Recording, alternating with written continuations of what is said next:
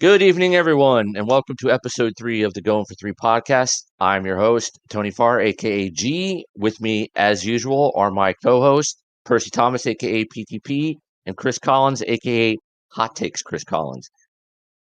That's How right. we doing, gentlemen?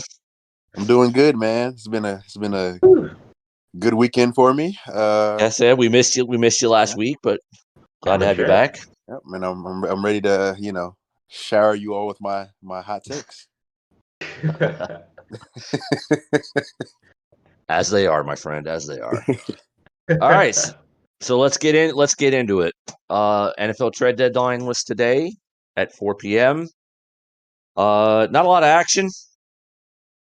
I actually expected more, but we do have some things to talk about. So obviously the big one is Von Miller to the Rams for 2 quote unquote day 3 picks. I'm just going to assume that's a second and a third, unless there are more details that I don't know of.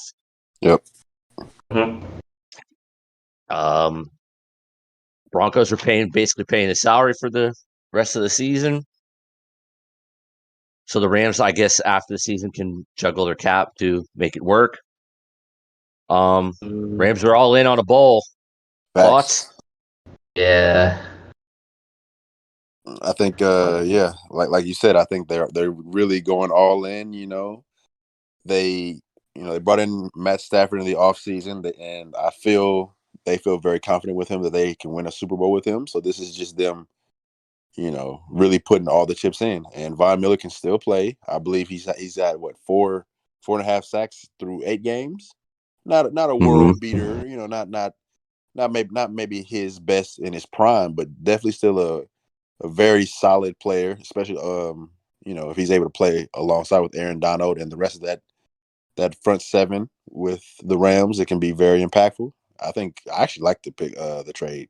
Honestly, I think it's great for them. I think he's going to come in and make an impact. Yeah. It most definitely make things a lot easier for like Ramsey, Rapp, a lot of the back end guys, because they were able to get interceptions throughout the year, but now you have guys like Von Miller adding on to the big pass rush of Aaron Donald. So right. More pressure, more turnovers. It's like a win-win. Yeah. Oh, yeah. They're all in. I mean, how do you guys feel about what the Broncos got back for Von?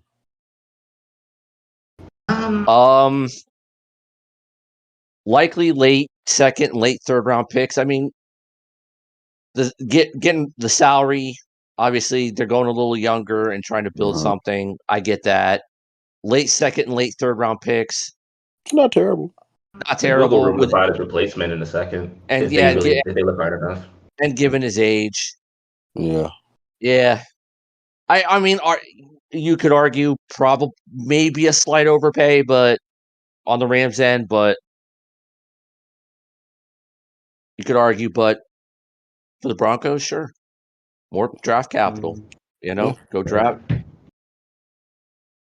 And again, and the salary off the books next season, so cap space. Because I would guess that Denver's probably going after an Aaron Rodgers or something, and they probably need some cap space. So looking 4 steps ahead kind of also makes sense in that regard. So, yeah. And look, Denver's defense is still decent anyway without him. Yeah. Got Sertan, you know what I'm saying? Yeah, they've still got some. Yeah, they've still got a core. They're all right. And also, I mean, other Rams news besides that, Tutu's out for the year. Not that he's contributed a whole lot to them, and they couldn't trade D-Jack, so they cut him. No surprise. Yep. Can we talk about the second biggest trade, the trade deadline? Well, depends on what you consider the second biggest trade, but sure, go ahead. You know what I think we know exactly. You know where I'm going. PTP knows where I'm going with this. Melvin Ingram. The Chiefs acquired defensive end / outside linebacker Melvin Ingram from the Steelers. Who who they could have had in the offseason. Just putting that out there. But Hey, this is a glass half full situation. I get you. That is the peak of this whole thing, though, because like Melvin Ingram had literally went past the free agency period, and everybody had an opportunity to really give him the deal that he probably wanted, or just a deal entirely. The Chiefs are like, you know what? Nah, we want to see him play with Pittsburgh for a little bit, see what really goes on. We need edge rushers. Hey, PTP, hey, PTP, hey. Hey, come on now. I get it though. They probably, had a different idea, but fit makes sense now. They sure as hell need the help on defense. Absolutely. And to be honest with you, they basically gave up nothing. I mean, a 2023 sixth. Really? Exactly. Yeah. It's basically they basically taken on the salary. Whoop-de-doo. I mean, they needed him. And Pittsburgh, who knows? I mean, yeah, sure. And then I don't know if you guys had watched that Chiefs Giants game. It was an ugly win, but I really want to point to like the last drive, really, where we were able to actually get pressure. With Frank Clark over the edge and Chris Jones and up in the middle. The defense looked. I mean, granted, it was the last drive and they had to go, the length of the field, but you could just see how different. In like a minute 10 with no timelouts. So I mean, hey, this is a glass half full. Plus the main thing is like with Chris Jones, they tried experimenting with him on the edge, and it didn't really work out so well. So now, very bad idea. For Ingram, you can now afford to sit Jones back in the middle where he belongs. You got Clark playing a little bit more like his salary, and Melvin Ingram was still pretty solid. So hey, Frank Clark had a good night. He did. He did. He had like 4 hurries, I think. Hurry-ups. Yeah, I think he had like 5 pressures, 4 hurries, like a sack and a half, I think. Yeah. Something like that, 1.5 sacks. Like that. Yeah, he did his job. He was good. But yeah, Ingram's gonna help that front seven, and that's what they need, because other than Honey Badger. Yeah, no, our DBs aren't the best. I wouldn't say that they're as bad as they have looked just because of that lack of pressure. But there are a couple of guys back there that are for sure struggling. Namely, Sorensen. He's I've seen a clip of like a lapse play that kind of led to an Ingram touchdown in the red zone where he kind of we had slipped or just kind of thought that somebody else had him. Yeah, he just played it badly.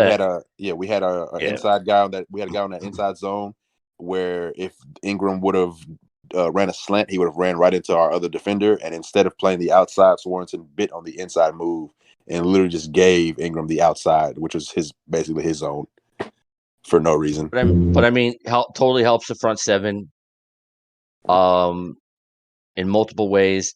Definitely will help. They get more pressure, and it takes a little pressure. Look better. It'll take a little pressure. I think in a lot of situations, hopefully, the idea at least, it'll take some pressure off the back end by getting more pressure, so that they won't be exposed as often. So I get it, but you know what? I'll bring this up. I actually like the other move that they made. Yeah, the Duvernay Tardif. Laurent Duvernay Tardif. Yes, for Daniel Brown, I actually like the move, because Daniel Brown, while not a name people know about, and he's certainly not going to help you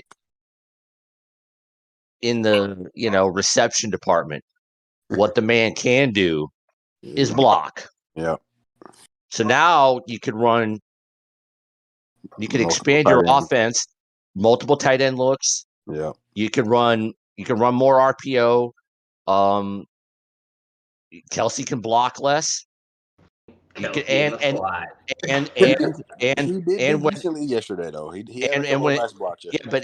Yeah, but when you have those plays that might break, you can have Pat's going to be able to roll out to the side, roll out more comfortably, because you got a guy out there who can block. And when Clyde comes back, because look, I like Clyde, but he is not a 20 to 25 carry up the gut kind of guy. But you can run more edge plays, more sweeps, things like that with him. if you got someone on the outside who can block. So, and that's what Daniel Brown could do is block. With the way Gore is looking, shoot, it might be Gore for a foreseeable amount of time. Honestly, Gore didn't look too bad on the ground. They wanted to lead forward with him. So, but like I said, low key, very under the radar move. They honestly, Jets needed linemen. I know, the Doc is a favorite there in KC, but he basically hasn't played. I low key like that move. Nobody talks about it, but I low key like it because it the actually Jets does help. looking kind of nice. Looking Elijah Vera Tucker back. I think is Becton back yet? Becton? Maybe. I actually don't. I don't know that. I'm not thinking But that's like thinking that. about Yeah, with those guys in Tardif. I mean, like that's actually a nice line so far. that's not. Yeah, like, that's what they're building. that's Veteran definitely leadership. that's an improvement. Whoever's back there, but yeah, like I said, Mike I low White. key like that. I low key like that move. Nobody's going to talk about it, but I like the move. If they use him as intended and not just as a depth piece, they can actually use him because he's a solid blocker. If they actually use him that way, that would help. It's a low key nice move. If it can help their offense if they use him. Because I think probably now with that trade, he's the best blocking tight end on the roster. Yeah. So I low key like the move. Honestly. I think the Texans moved too. They traded pass rusher. I think I'm not sure you pronounce his last name. I know it's Charles. Charles Omenihu. Yeah, on a Wayhu. On a Wayhu, I think. Yeah. Oh, to San Fran. The Niners. Yeah. Defense is like. Can't we say they're bad, but they're not really consistent? He's solid. He's solid, and with the way San Francisco's injuries, they needed it. Cheap price. Texans, I'm surprised. Honestly, I'm surprised the Texans didn't do more. I really thought with what they had already done, and trading Ingram, I really thought they were going to do more. And the Brandon Cooks response, I really thought Cooks was going to be out. I do. I did. I don't know why they didn't, because he's playing well again. And I mean, I'm not talking about like premium, because you've gotten like a 3. Yeah, maybe a 4 or 5. If you're going, you might have been able to swindle somebody for a 3 because he's been playing well on a really bad team. You trade him to a contender, more or less, probably 4th or 5th is what you're mainly going to get. I don't think anybody really outside looking in, it's like Brandon Cooks really changes. Now, season, pretty much. I mean, he's a good receiver. He's a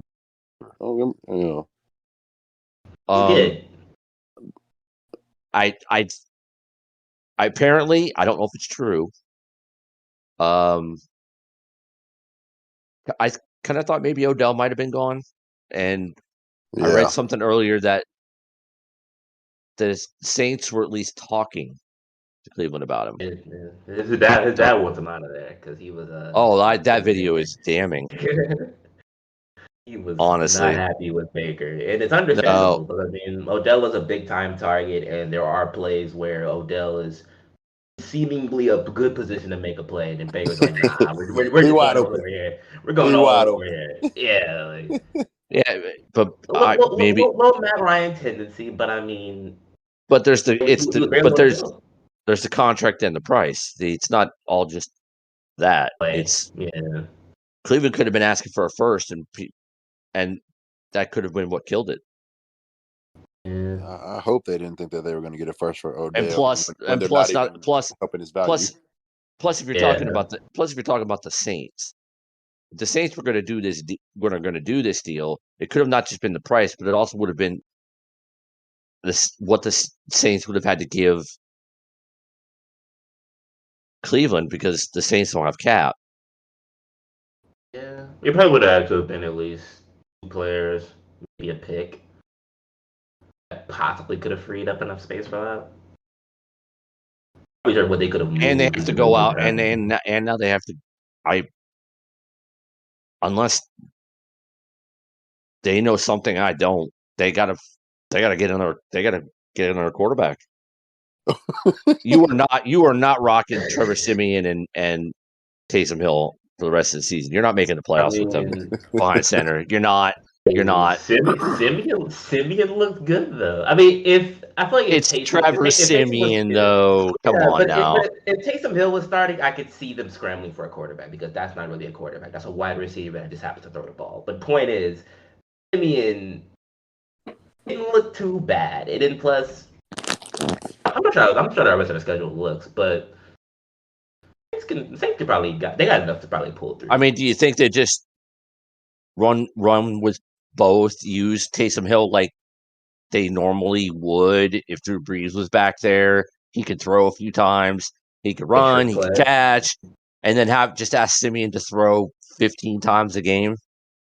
And then plus like with Mark being back, more or less you get the two-headed monster type of dynamic. So more or less they might be secure with quarterback because Mara has somebody that can take the load off him. So now it's a balanced mix of power, speed, or with a little bit, catch him off guard. Not to Drew Brees' extent, but it's a little bit more balanced now. Well, I mean, Cam's out there and he's vaxxed, so that's not an issue. Rivers said Rivers said he'd listen if they called. Probably might need to call Rivers, honestly. Like honestly, I feel like Rivers kind of. I don't know if they're gonna, but then again, if they want to do like a two-headed monster running pass when you need to, short game, because depending on the Michael Thomas situation, Cam would be better for. Cam would probably be better for that. But if you want to throw some and like hand off, run the ball when you need to, game manager, then that could probably be Phil, because you're not going to ask him to throw deep.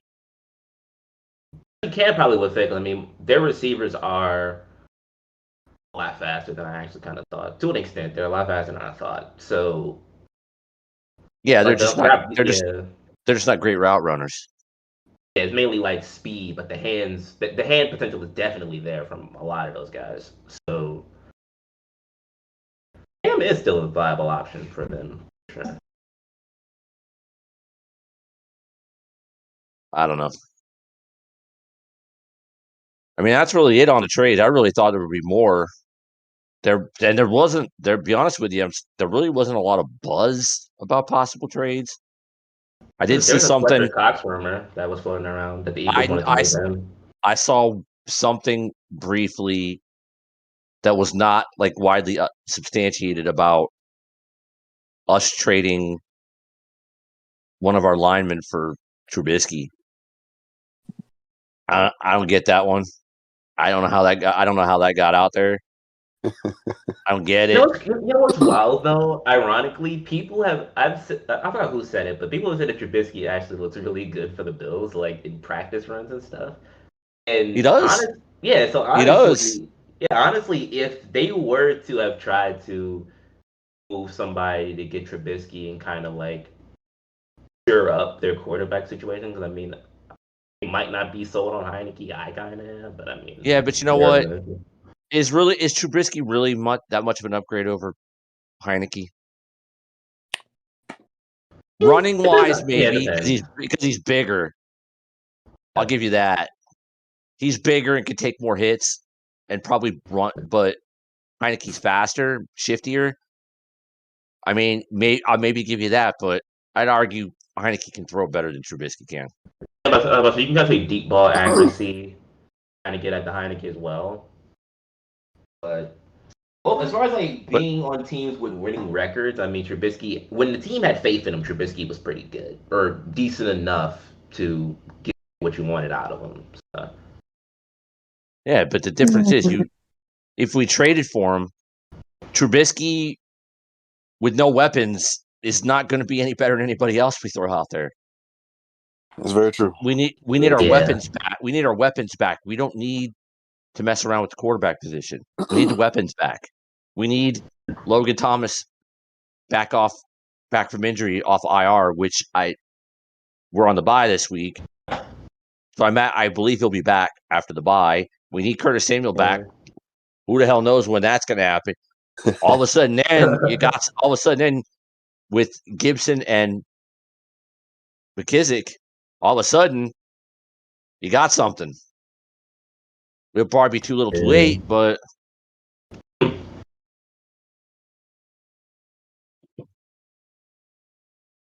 right. Well, I think that's kind of it for that.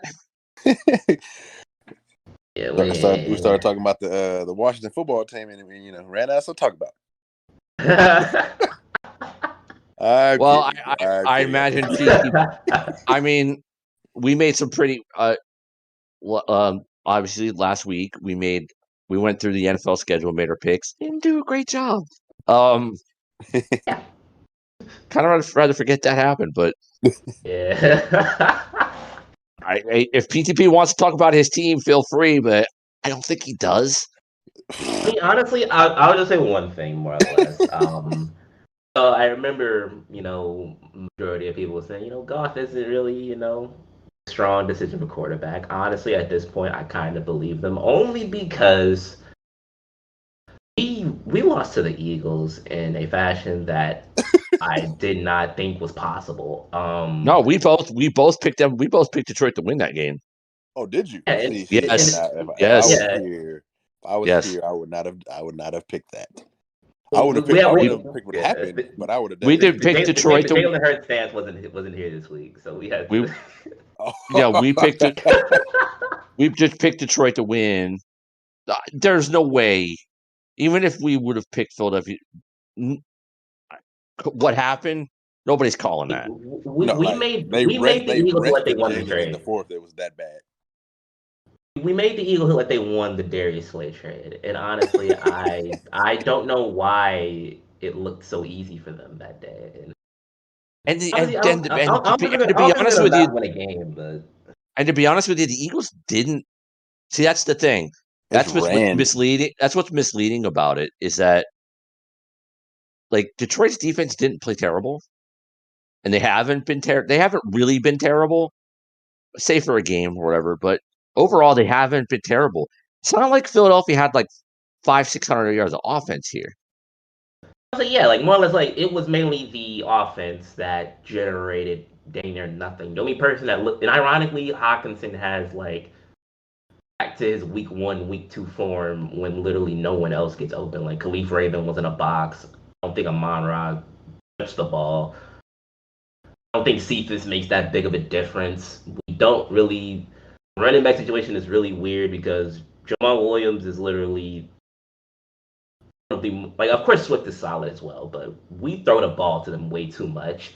I don't know why this is like a fantasy that we have to just have like mini Kamara in the backfield, but it's just not working right now. So, and then with Goff's small hands, it's not really a for sure catch either because we're not even sure it's gonna really make it to them. And it's I don't think they're gonna go winless. Like somebody's gonna slip up. I don't know if it'll be a trap game, but somebody's gonna slip up, and we'll probably get like 1 win on the year. That's not better, but we'll get 1 win on the year, and yeah, that's all I really feel like talking about. with Dan Campbell's led. Yeah, man, it wasn't a good day for you guys. It's been a good year for us, actually. Petered the first 4 weeks, and then it kind of just put. Those first like 4 weeks are just those are heartbreakers. To be honest, I'm stressing over Mahomes. Try looking at Goff every week. No offense to him, but I mean, like, you take the good with the bad. Hey, man. I mean, now that we got that out the way, I guess we jump into NBA. Yes. Yes. Actually, I think about it. Since Chris is back, we can start it off with how about them Lakers? What's up with them Lakers, man? What do you mean what's up with the Lakers? They've won their last several games. They've won like 2 in a row, 3 in a row. What are you talking about? Like they're winning, but it goes back to what I'm I saying. You know don't what I'm care. saying? Like, PTP, hey, we've been through this. A win. I don't care how they win. A win is a win. We've won 2 in a row. Russell Westbrook looks bad. Oh no, he looks god awful. Looks bad. Actually, let me put it this way: he's had games where he's looked good, but then he's had games where he's looked just absolutely terrible. So I think I don't know, man. It's like in the beginning he was too passive, but then now at times he's too aggressive. Like there's no reason you should be having double-digit turnovers. Like, bro, what the hell is going on here? Like Your starting point guard. I ain't gonna lie. I've seen the clip. I don't know if it was like legit or not, but I wouldn't be surprised at this point because he does it in the beginning of the games, like before it starts. The Russell came up the court crip walking. yes, I that was a real thing. Yeah. I don't know if this is like. I think him being home is working against him because he's too free right now. He's way too free. Hey, listen, he won that game. That's all I care about. But he's not even the reason. I mean that's probably the main All reason. right, That's probably the main reason I'm looking at it that way. Because like when you traded for him, it was like, all right, AD, Bron, Russ. This is the big three. The big three right now is looking like AD, Horton, Tucker, and Stop. Melo. and who's the other? Yeah, Melo. I was about Yeah, to say, Melo. if you wanted to say Melo, I would hear you. Melo looks like But he should be starting over Westbrook at this point. that doesn't even make sense. They're different positions. For his respective position, like Melo, I mean, of course Bron's out too, so it's different. But we'll in a day. But Melo more or less should be starting. Might want to throw back Rondo. Melo should be more included on the offense. But I wouldn't say. I think right now his role being like that 6 man and being the finisher, if he's able to hold up defensively, is great for him right now. Like he can literally thrive and be in the conversation for 6 Man of the Year awards. And he's giving if he's gonna keep giving us 15 off the bench, 15 and plus off the bench consistently, like we're good. We're great with that. Like that's perfect. You need more. I don't think you need more from him. I think. No, I mean in general, like the defense is not really there, and overall they need more shooting. That shooting's terrible. I mean, because Monk and Spurts has looked pretty solid. I don't know if they play Reeves. Monk has looked pretty good. I've liked his minutes. I like his defensive potential. I've seen some flashes from him.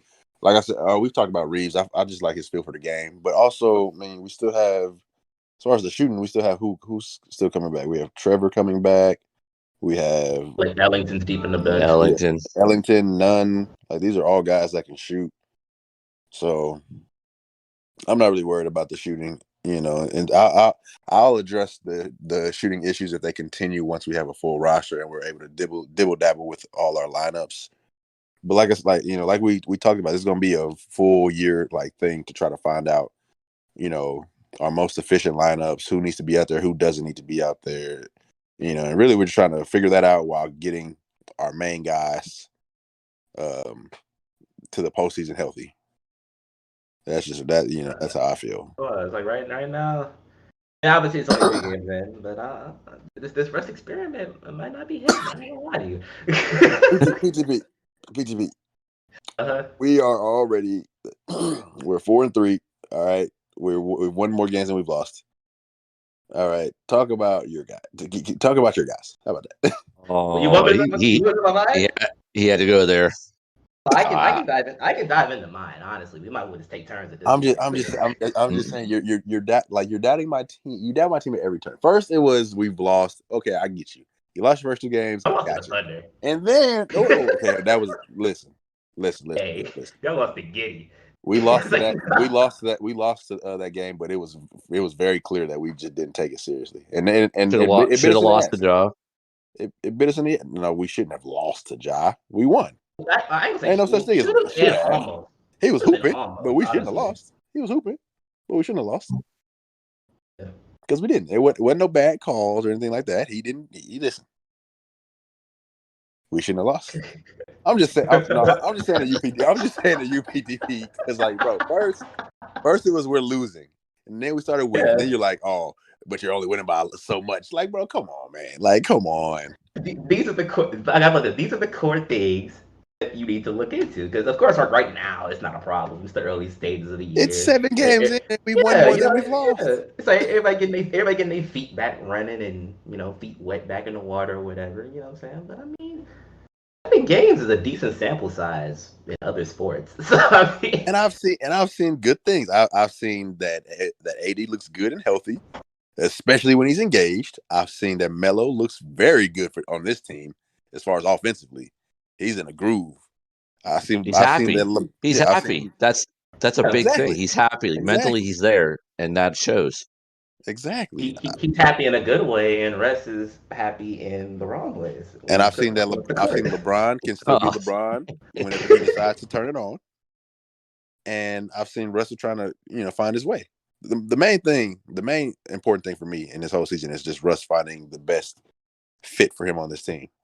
Like we talked about this. It's not a perfect fit, so it's going to be a long process. It is. Yeah. I mean, that's just the nature of it. Mm. But I will tell you, he got to stop turning that damn ball over. I will tell you, I will get that to you. Let's say like that's Cause my five Lord, turnovers before like half hits. It's kind of anything it's around 5 egregious. turnovers before half. It's like at this point he's played too dang long for you to be I turning mean, the ball over. he's averaging 5 a game. I mean, That's just that's almost more assists than the average player that comes in for at least 10 minutes a yeah, game. that rate that assist to turnover ratio is egregious. Is he trying to make plays? I mean, a lot of times he's just trying to force feed it to the big man. So like he'll have at least probably about 3 or 4 turnovers where he's just trying to get the ball to AD or something. And then there's a couple where like he's just not on the same page with like whoever's on the court, because Russ has a tendency when he drives, he's always out of control when he drives, but like he'll have a tendency just to throw it out.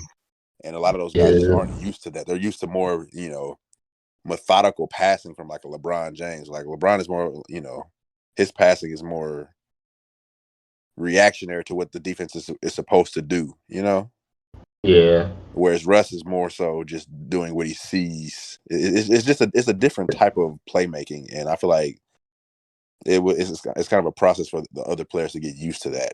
It's, but like I said, they'll get there. Don't worry about don't worry about us, man.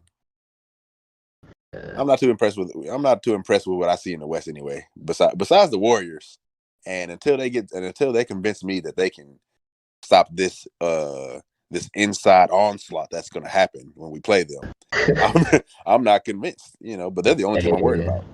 Other than that, I mean, I don't see anything from anybody that makes me feel worried about them at all. Like the teams in the West that actually do it, like they kind of pose a threat to most people are kind of like the teams that might not even really make it to the final dance. Like right now, the Timberwolves look solid and the Kings look solid. At least like I'm just throwing off the top of my head. Yeah, and Those teams Utah probably aren't worry going to about make them. it to the Lakers. I mean, Utah's I like still see the same issues with Utah though. It's the same issues. I don't believe that they have another dynamic scorer that can be that guy. when you go down the list, it's like Mitchell. Like Mitchell is pretty much their primary guy.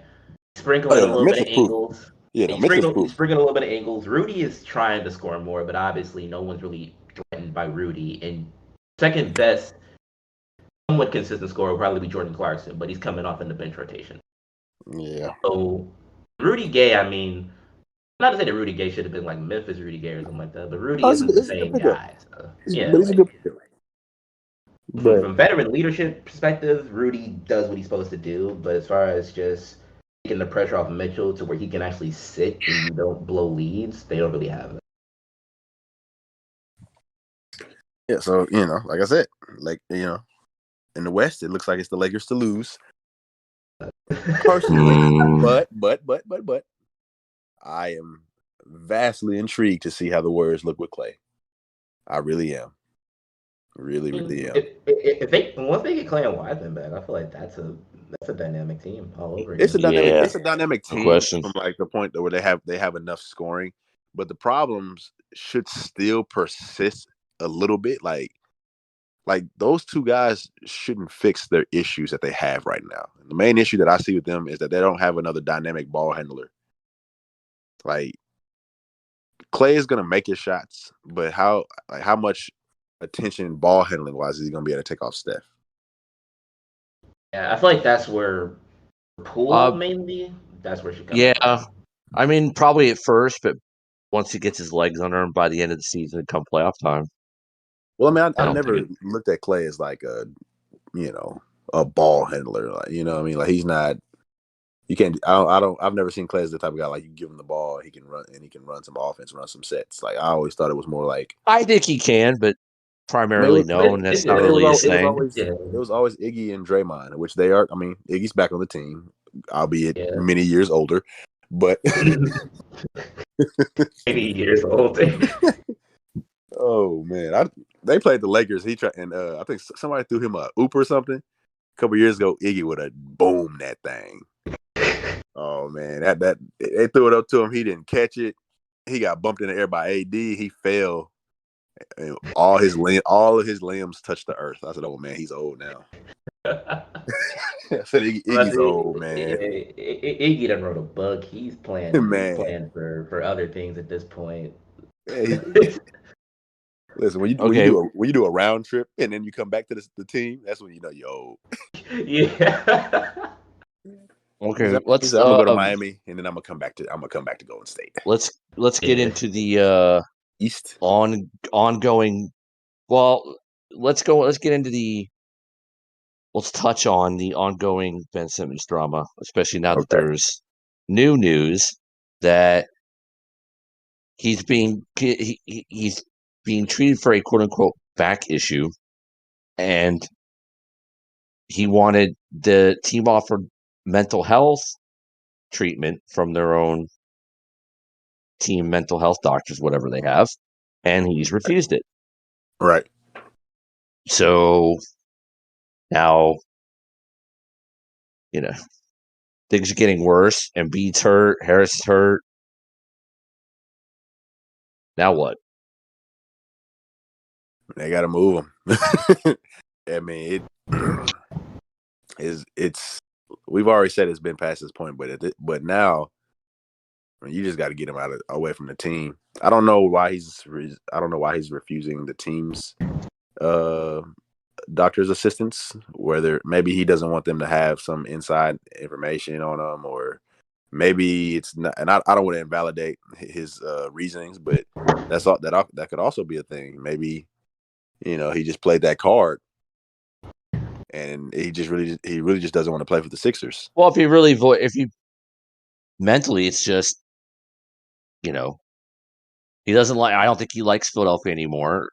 He doesn't like clearly it's a pressure thing. At least at this point, I'm not saying over the course of his career he won't be able to handle pressure, but at this point, this pressure in Philly he can't handle or doesn't want to, or a combination of both. And the fans, the media, whatever it is. So he's not taking the help because he doesn't want to voice those opinions. He just wants out. But I feel like what he doesn't realize is Philly's really done with him too. But they can't get rid. Like he has to get back on the court. Like no one's gonna trade for you until you can at least show that like play some basketball again, bro. Like you haven't been on the court. Sadly, at this point, that's gonna be the only way. That's his only option. Like get on the court and then show remind people of your strengths as a player, and then maybe they'll be able to actually get some return for There's you. There's also the Daryl Morey problem. What do you mean by that? Morey's tweaking when he said he could take. Daryl Morey is still going to try to ask for way more than he's worth at this point. I mean, if he gets on the court for a handful of games and he balls the fuck out, sorry, whatever. But all right, so he gets on the court for a few games and he balls the fuck out, right? Right. He's still not going to. He's still not going to be as valuable as Daryl Morey thinks he is. There's still that problem.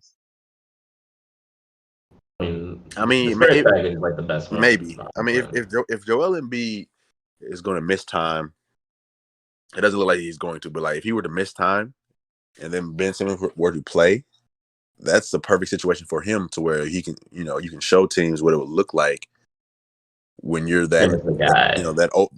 That guy with the floor opened up completely, and maybe that. I mean, I don't know, man. He's got to get on the court, and I don't see any solution to this without him doing that. And I know Daryl Morey wants to ask for a lot, but he's got to get on the court first. All right, just quick riff.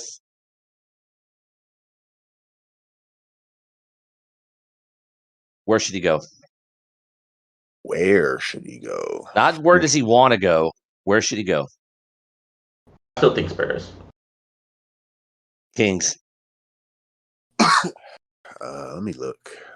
Where? Oof.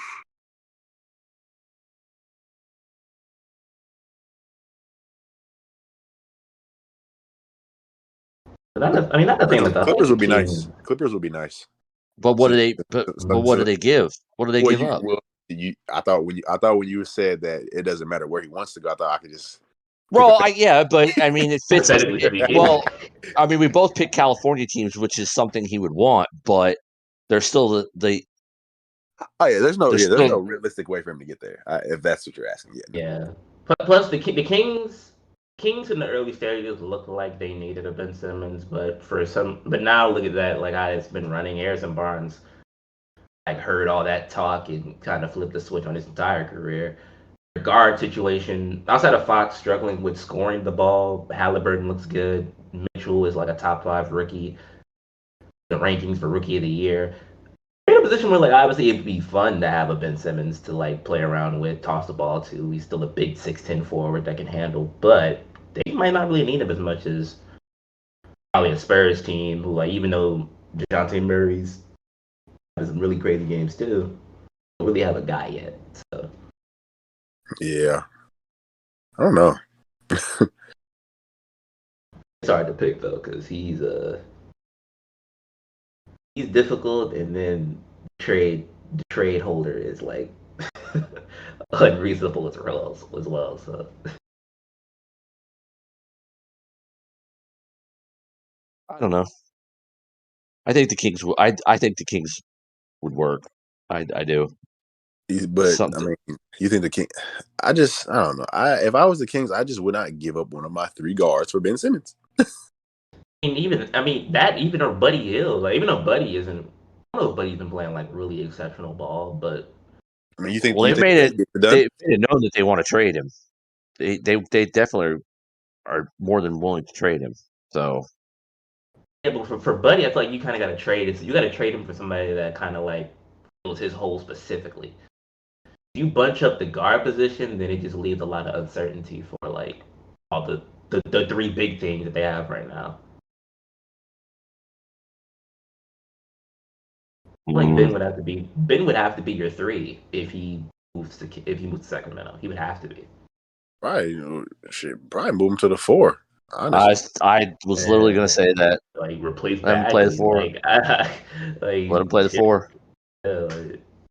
If you could find a way to get him and keep Barnes, Barnes would probably be like the safest player they could keep. It'd be mainly Buddy, and whether you give up Halliburton, maybe Mitchell. I probably would have to. Like, that's the only way. Yeah. Then if they give up Halliburton, I mean, yeah, Mitchell's like a solid defender, can grow into the offensive role, shores up your guards positions. You got to solidify 4 through 3 players. So. I mean, yeah, Fox, Mitchell, Barnes, Simmons, and whoever they want to trot out there at the 5. That's solid. It's either Tristan I don't think they got Holmes. Oh, they still got Holmes. Yeah, Tristan or Holmes, one of the 2. Yeah. Don't hate it. Mm. Low-key nice. It's a low-key nice team, to be honest with you. Think anything else in the East, more or less?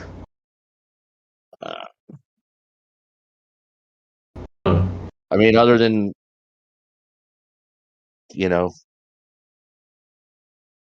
Milwaukee is, looks unbeatable some nights, and I don't get them other nights. Brooklyn's struggling. Miami's on fire. My Celtics look like doo-doo. I mean, okay, Atlanta's struggling a little bit. The Knicks are playing above what they probably should. Nah. We're not gonna skip past the Celtics like you just like. He said they're playing boo boo. I said they're playing. They're playing. The rotations don't make any sense. They're not using the full bench. Now they're starting to argue. Actually, yeah, I was asking them more or less like, what do you think about the Marcus Smart stuff? Nobody's consistently making shots. I mean, I don't think what Marcus said was untrue. It's whole grain. I don't even think it was wrong. He said they're learning. We're learning. But he's also like, well, but it's talking about, well, I'm standing in the corner, bro. You're supposed to be the point guard. You're not a good 3-point shooter. Why are you standing out there? Move, get in a better position to take a better shot. And on top of that, this whole narrative that Tatum and Brown aren't necessarily facilitating as much as they do. If you take a bit of a deeper dive into it, they're passing the ball.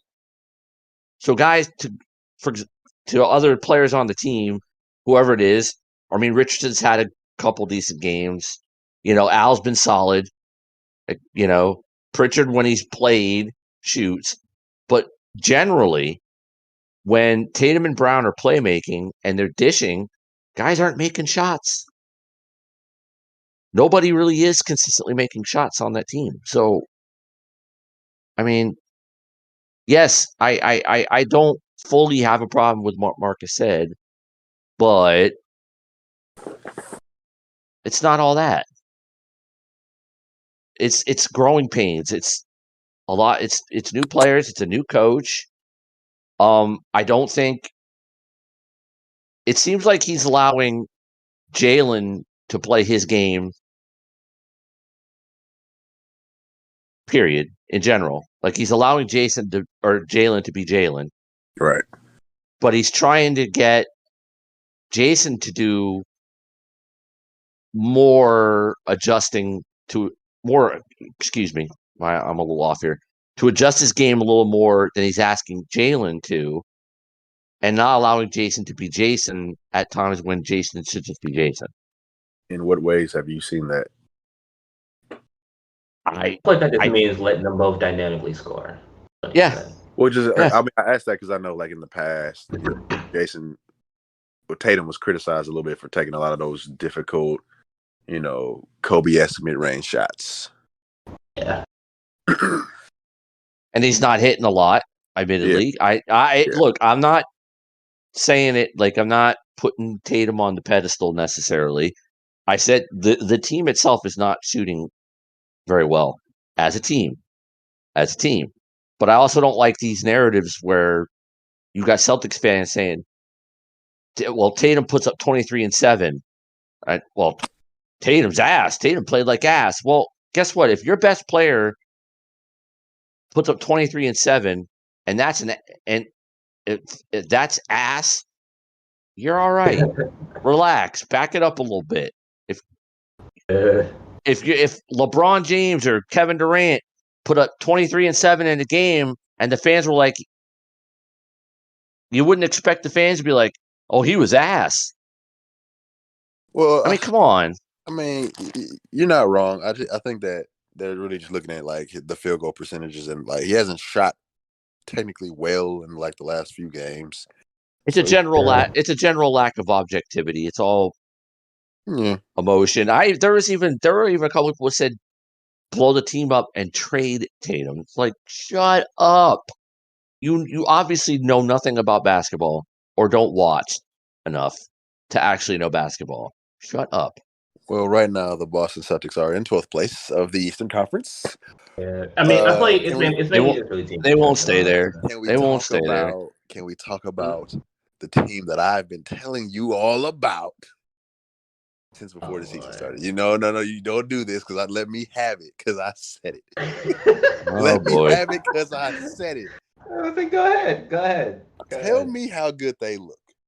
Because offensively, man, my goodness. I know that the offensive rating may not be the best, but I can tell you how my eyes look. And that inside mid-range threat that DeMar DeRozan, talking about the Bulls. Yeah, I know. We know. I just want to let the audience know. So, Okay. That mid-range inside presence that DeMar brings with just the elite scoring of Zach LaVine with with he was pretty disgusting good last night. It was watch. And then the good 3-point shooting that they had from Lonzo, Derek has been hitting the shots. Caruso's making high IQ plays and being that energy guy. And then I don't even know how to pronounce his name. The guard, what's his name? Ayo from Illinois. What's his name? Dosunmu. Say it again. Dosunmu. Yeah. He was hitting the shots last night too, or when they beat the Celtics too. And then Vooch is still doing his thing, man. Vooch is still making plays, getting buckets. It was assisting the other night, making playmaking. They are a real deal, like dynamic offense. Yeah, honestly, I don't remember where I had the Bulls ranked, but obviously, like I think I had them fourth. I want to say I had them fourth. I feel like them adding Lonzo just more or less like before they really got the well-rounded, like just really pairing. Like when you hear like Lonzo, LaVine, and DeRozan, to me that already sounds like a formidable team just because like you got a solidified passer, knows when to he learned how to drive. Yeah, defender. He knows when to drive now, getting his jump shots up. And when LaVine has an off night, DeRozan, the veteran leadership, popping into the mid range. And we still haven't even brought up Vooch, who's an all-star in his own right. Yeah. And Kobe White still hasn't played.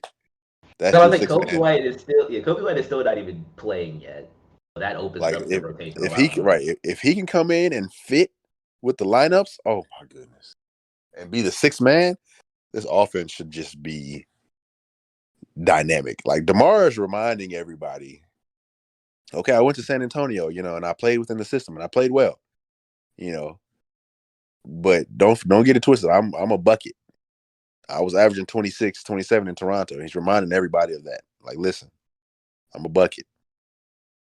And then I'm just mainly happy for Lonzo, honestly, because Lonzo's starting to get it clicking for himself.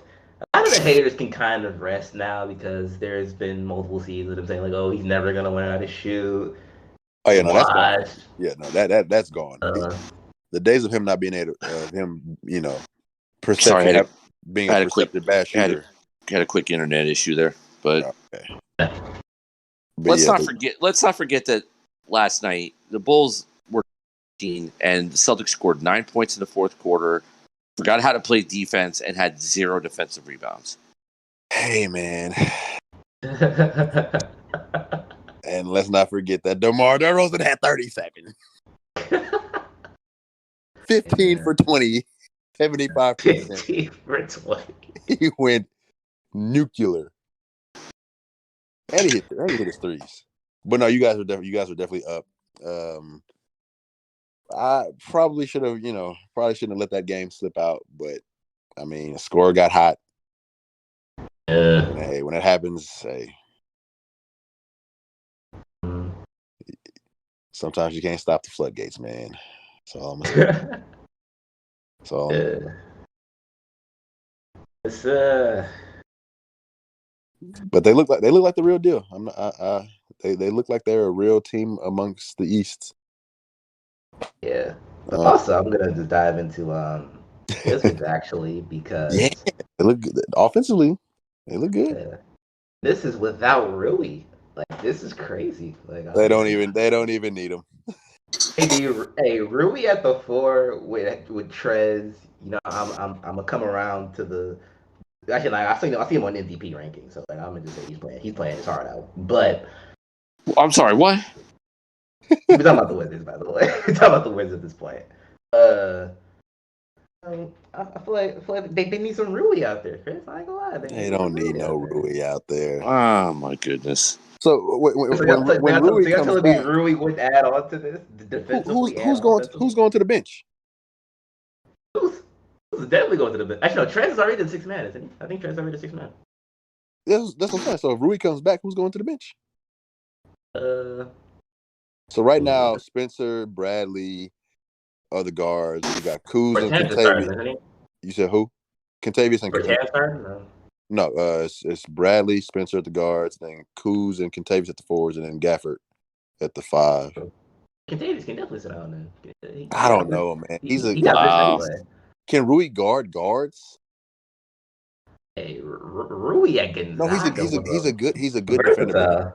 But he's a good defender, but let's not act like there aren't levels to defenders. You know what I mean? Like I wouldn't put like a Kawhi Leonard on like a speedy guard the whole time. He can do it in spurts, but like I wouldn't do it consistently. Is Rui able to guard like ones and twos consistently? Like you're comfortable with doing that? Like Kentavious, he's a guard. He can guard. Maybe eventually, but at this point, I would yeah, I mean, I feel like he's I mean, of course, like right now, he's probably definitely like 2 through 3. Honestly, I probably wouldn't say 1 yet because I wouldn't throw him out there. But like if he's going to do like a Curry or something, I wouldn't throw him out there on those. But 2 through 3, which is I think he played a little bit of 3 and 4 in college, but I like 2 through 3 with that rotation, eventually could still help them. I mean, that's fair, but also like with the way that they're playing right now, and they're playing good basketball, especially offensively. You think that they're just gonna mess with their lineups just off rip when he comes back healthy? Rotation wise, they'll probably have to work him back into it, just because you don't want to stop the flow of the offense. Because if Kuz and Beal and a lot of guys are like, well, obviously Beal not moving out of the lineup, but if guys like Kuz and KCP still keep rolling, it's okay. Like, well, Rui, you add on to the second unit. Oh yeah, I had to break it to you, boy. Kyle's gonna keep rolling. Kyle is gonna do nothing but get better. Honestly. Yeah. Like so, like I'm not even like you guys know I'm a fan of Kyle, but I say that objectively. Like, I mean, his rebounding looks a lot better. His shooting percentages fluctuate. His rhythm is just gonna get better, bro. Like, yeah. Like right now, he's shooting abysmally from like the free throw line. Like he's shooting terribly. Like he's been a 70 to high 60s entire career. Right now, it's like at 40 something. So he's earning a lot more energy now, though. Like honestly, I feel like he's having more fun playing because his rebound numbers have improved. He's really doing a lot more. So maybe that's like it's not like he's not an excuse because like, they're basketball, but doing a lot more high energy type of scenarios. No facts. Just because I mean, and I feel like that comes from just him being, more of an involved basketball player within their offense. Kuz is a scorer, so he needs to get rhythm within the game. He needs to be involved, and so with that, like I feel like it's natural for him to play better when he's just involved in the action instead of just sitting in the corner the whole game, which is what that's true. That is true. Yeah, that's true. Like I said, Trez is playing out of his mind. I did not expect this. We said Trez. I think we said Trez is going to average about 18 to 20 and like 8 to 10 rebounds. He's about right there. Yep. Yeah, because I remember I think they said over the last 3 games he's averaging like 20. Didn't 20, I believe I did pick him. What? What did I pick him? It was like 6 man. Was it most improved? Or most improved? Yeah, one of the two. I did say that. Right now, he's in line to win both of those. To be honest, there was actually. I. It's subjective. I put no stock into it whatsoever. But it was an ESPN thing about the MVP. Yeah. Even though it's been a week and like not even 2 weeks, but they put out an early MVP. Yeah, he was in there. And Gobert and Trez were in it. Yeah, he was. Trent's like top 4 right now. It's subjective. It's been like, all right, call me in a month. Let's be real here. Call me in a month, and we'll see. You want to hear a hot take though? Well, that is your nickname, so we're getting the hot take. All right, it's coming. MVP. Jimmy Buckets. No way. I've actually heard about that. He's playing phenomenal right now. If Miami holds on to his number 1 seat and Jimmy maintains his play right now, he will win MVP. Right now he's 25, 7, and 5. If they have the number 1 overall seed in the same conference as like the Bucks, the Nets, all these other teams, Hawks, and all these other. I mean, okay, I decently get teams. He's going to win MVP. He's going to, or at least he should, in my opinion. Let me say that he should. I don't see it. I mean, that's not like a flaming hot take, but okay. I mean, they weren't even were they even in the playoffs the year before they got Jimmy?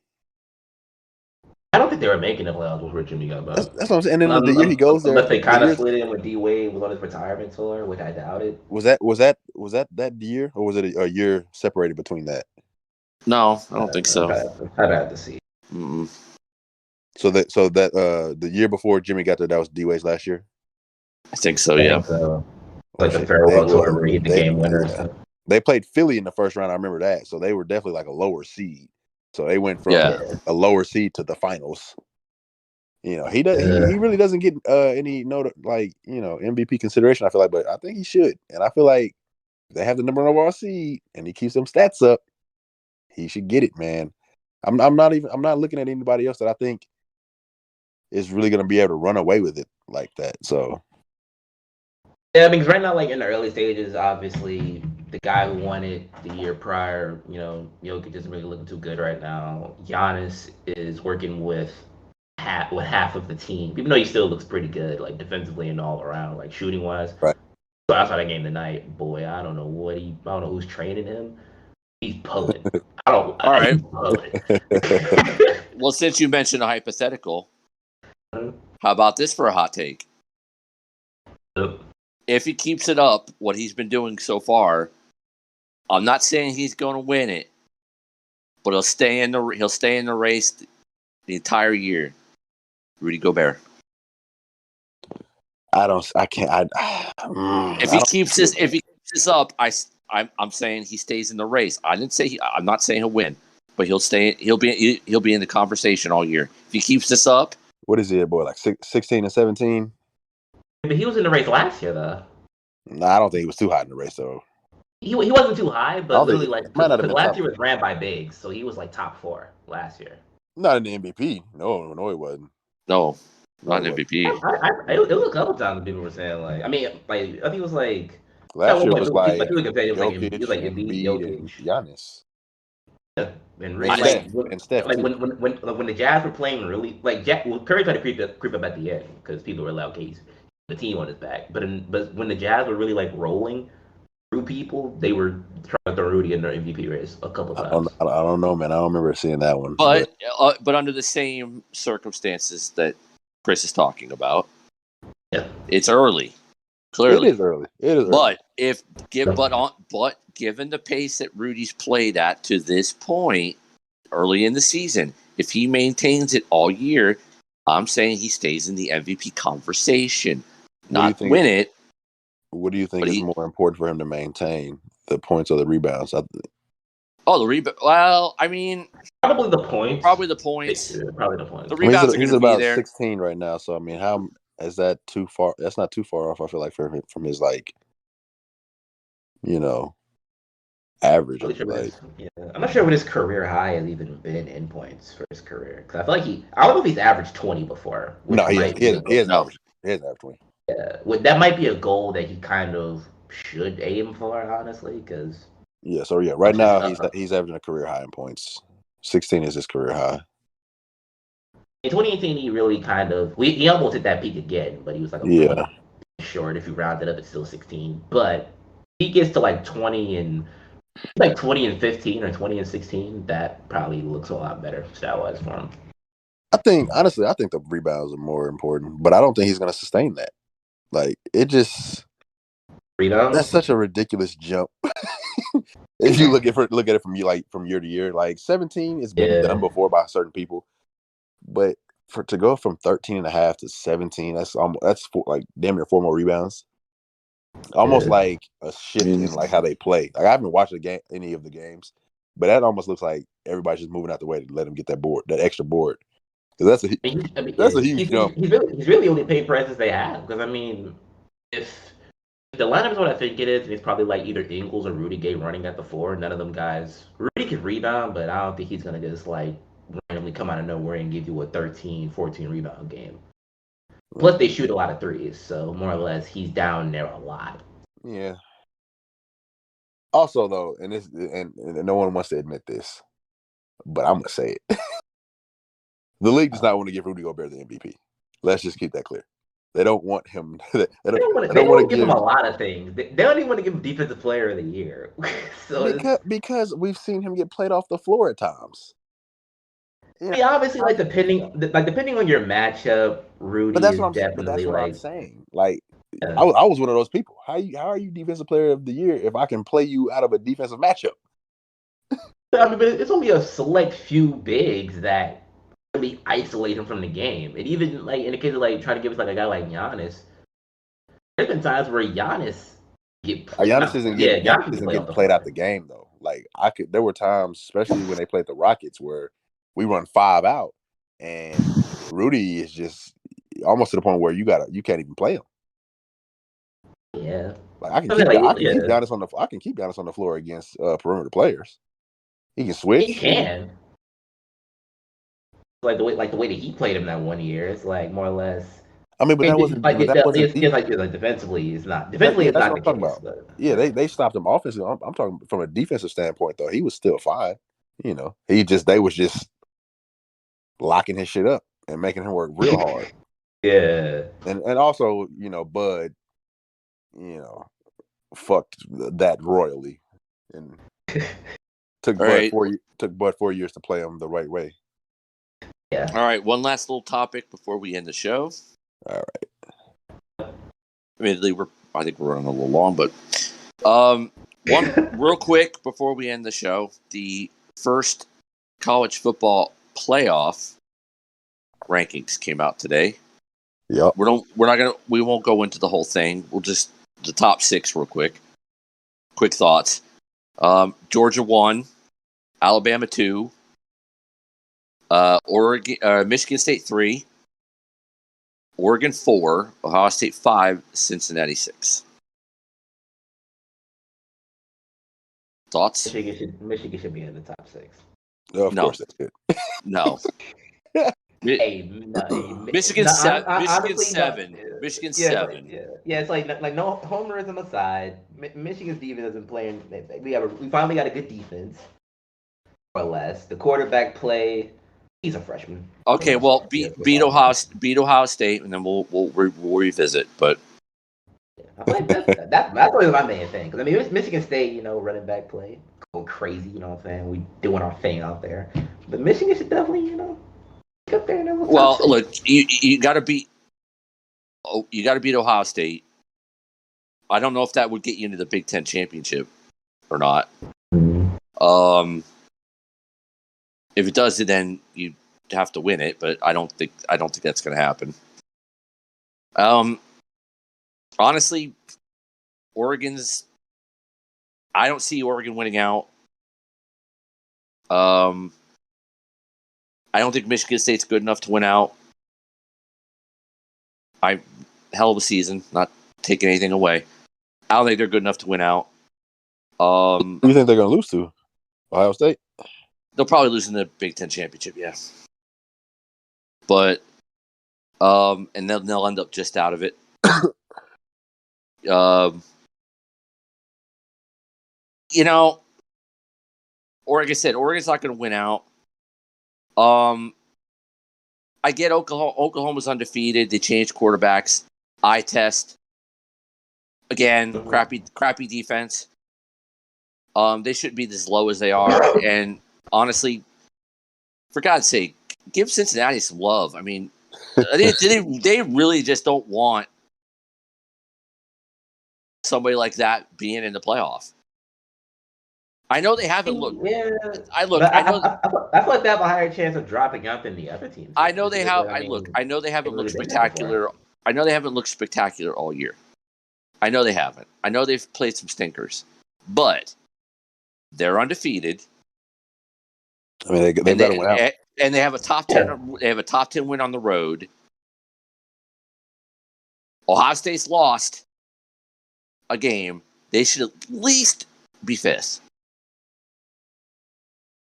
or if not in the top 4, because Oregon's lost.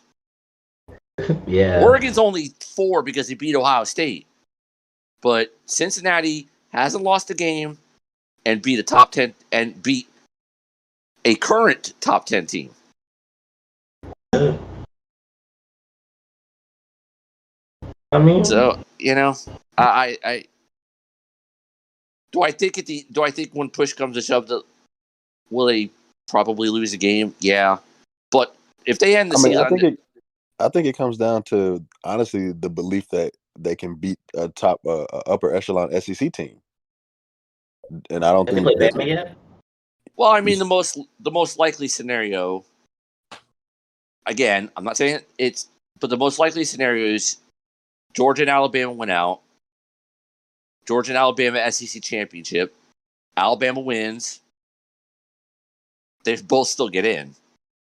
Because then Alabama will probably end up number 1. And Georgia won't fall past 4. Yeah. So then under that scenario, Oregon's going to lose another game probably. I don't see them winning their last few games and the Pac-12 championship. So then they're out. Does Alabama drop out of that top 4 if they lose to Georgia? Yes. Mm. Yes. That's a real possibility. Two lost. Yeah, they can't. No. No. Unless like chaos ensues. I guess maybe, but more than likely how it's going to end up is Alabama, Georgia, Ohio State, Oklahoma, although if Cincinnati wins out, it should be them. Oklahoma's got some games left. They could still lose, and then this conversation is moot. But because I think they still got Iowa State, which won't be easy. It never is for them. They still got to play Oklahoma State, which typically isn't easy for them. And then I don't know who they'd play in the Big 12 championship, but they could still lose a game. And then but it looks like they have Baylor coming up. Baylor, yeah. So, but if they win all those games, they're in. No question.